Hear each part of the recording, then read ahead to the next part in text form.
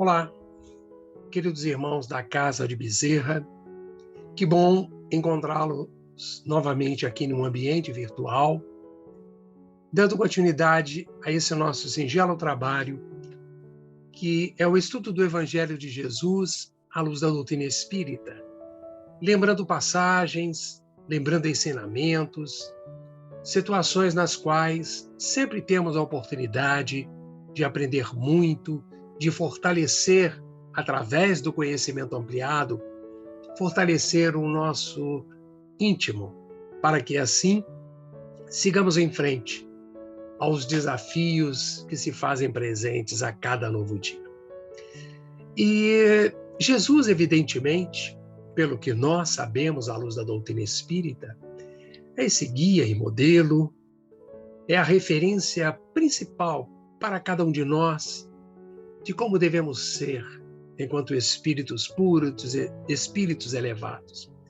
Mas é interessante que Jesus também deixou muitos que deram sequência ao seu trabalho à época e também tantos outros continuaram ao longo da história da humanidade a desenvolver, a dar perpetuidade aos ensinamentos básicos de Jesus. E hoje eu gostaria de fazer alguns comentários com vocês a respeito dos apóstolos, os 12 apóstolos, mas para isso vamos lembrar alguns trechos do Evangelho que fazem com que nós nos ambientemos nesse universo daqueles que deram sequência ao trabalho de Jesus. Vendo a multidão aflita e desorientada espiritualmente, Jesus se compadeceu muito e comentou com os discípulos: a seara é grande e poucos os trabalhadores. E recomendou que orassem a Deus para enviar mais trabalhadores para a sua seara. Demonstrando, porém, que não devemos só pedir, e sim também fazer o que estiver ao nosso alcance. Essa era a mensagem do Mestre. Tomou ele mesmo, então, a providência, fazendo o quê? Escolhendo 12 dos discípulos para serem seus apóstolos. Vamos vê-los em ordem alfabética. André, filho de Jonas.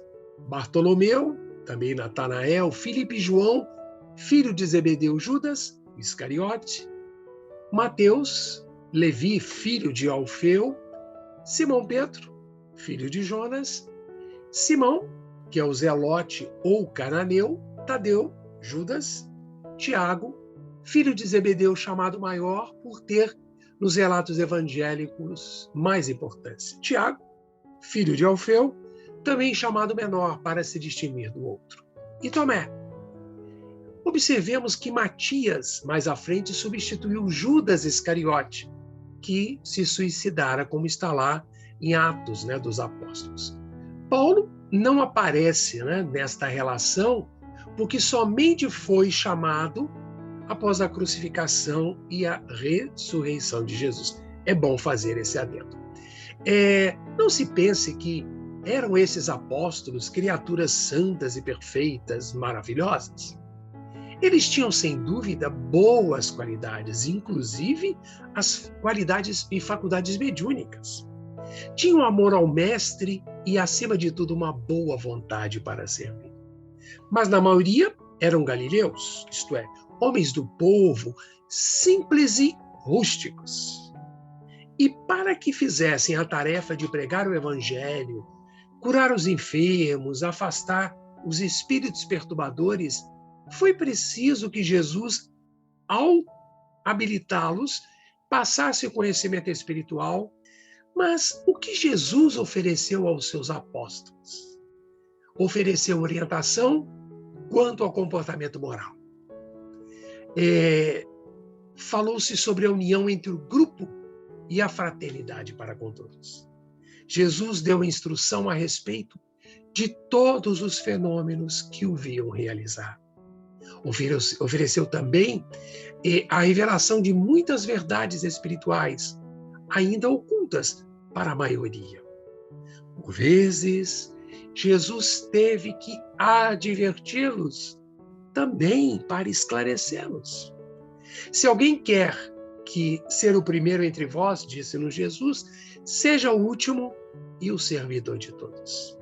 Deixar vir a minhas criancinhas, lembrava-nos Jesus. E após a morte de Jesus, como qualquer israelita, os discípulos e apóstolos esperavam um Messias que salvaria o seu povo, libertando-se do jugo romano.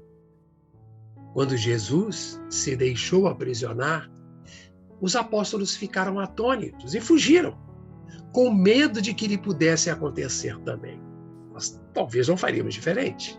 Com a crucificação e morte de Jesus, acabaram de perder as esperanças e se entristeceram muito. Não mais Jesus à sua volta.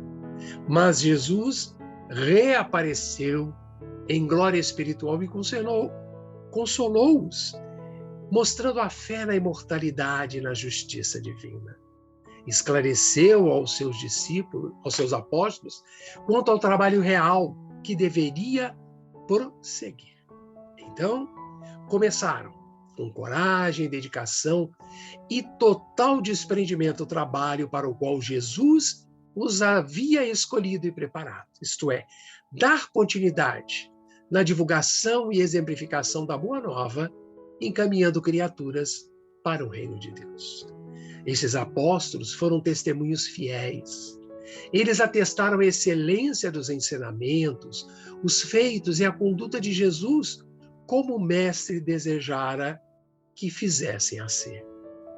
Como eram então denominados? Entre si, discípulos e apóstolos tratavam-se como irmãos. Mais tarde, outras pessoas se referiam a eles dizendo os homens do caminho. E foi sem dúvida, irmãos, graças ao trabalho dos discípulos de Jesus, como médiuns ou apóstolos, que o evangelho persistiu na terra e se expandiu pelo mundo todo, chegando também a nos beneficiar nos dias de hoje. Como precisamos de Jesus. E esses cristãos na atualidade, isto é, cada um de nós, somos convidados por Jesus a ser o seu discípulo, quem sabe até um apóstolo. E aos cristãos de hoje e de ontem, Jesus com certeza afirma: vós sois o sal da terra e a luz do mundo. Isto quer dizer que os cristãos têm grande importância e valor para a comunidade terrena. E Jesus pede aos cristãos que não se tornem insípidos, isto é, não percam o seu valor moral. Jesus pede aos cristãos que não ocultem o seu conhecimento espiritual, colocar sobre o alqueire, isso é, sobre a medida dos interesses materiais, mas aonde a luz possa ser vista. E o Mestre nos conclama, como está em Mateus capítulo 5, versículo 1 a 16. Brilhe a vossa luz diante dos homens, para que vejam as vossas obras e glorifiquem a vosso Pai que estais nos céus. Vejamos, amigos, que nós temos que atender ao Divino Mestre. De nada vale sabermos que os apóstolos muito fizeram e com certeza continuaram a fazer ao longo da renovação da humanidade. Todos enfrentaram desafios, foram perseguidos, mas mantiveram viva a fé, mantiveram a convicção intensa nas verdades trazidas por Jesus. Em meio a tribulações, em meio aos grandes desafios que estamos enfrentando no momento atual, é necessário que lembremos o posicionamento, a postura que cada um destes apóstolos tiveram. Se mantiveram íntegros, se mantiveram serenos apesar das adversidades. Qual de nós não enfrenta desafios? Qual de nós não temos problemas, situações a serem resolvidas? Mas nós estamos encarnados, primeiro, porque pedimos para aqui estarmos. Nós estamos encarnados porque aqui pedimos para estarmos e resgatar os erros de existências anteriores. E Jesus aí está, nos chamando, não simplesmente ao estudar o seu Evangelho, ao entender o seu Evangelho, mas, acima de tudo, sermos cartas vivas, aqueles que, na verdade, são exemplos vivos das suas mensagens, dos seus ensinamentos. Então, assim, buscamos uma reflexão a respeito de tanto trabalho maravilhoso que os apóstolos fizeram e continuam fazendo. Aproveitemos essas lições, que possamos refletir nessas palavras simples trazidas neste momento de reflexão do estudo do Evangelho de Jesus.